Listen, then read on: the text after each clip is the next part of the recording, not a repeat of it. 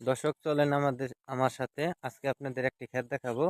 যা আসলে দেখেন কৃষক কতটুকু যত্ন করেছে, তারপরে কিন্তু আপনারা যদি লক্ষ্য করে দেখেন ওই ক্ষেতটার অবস্থা, তাহলে আপনারা বুঝতে পারবেন যে আসলে এই ক্ষেতটার কি ক্ষতিটা হয়েছে।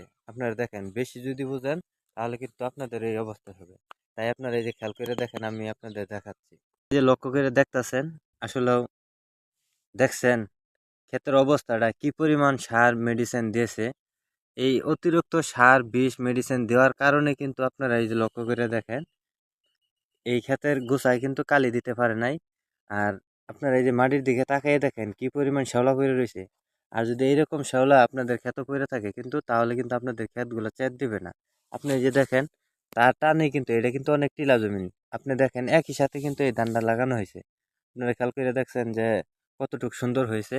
তাই আপনাদের বারবার বলি যে সব সঠিক পরামর্শ নিয়ে কিন্তু কাজ করবেন, তাহলে কিন্তু আপনাদের উপকার আসবে, না হলে এরকম ক্ষতির সম্মুখীন আপনাদের হইতে হবে।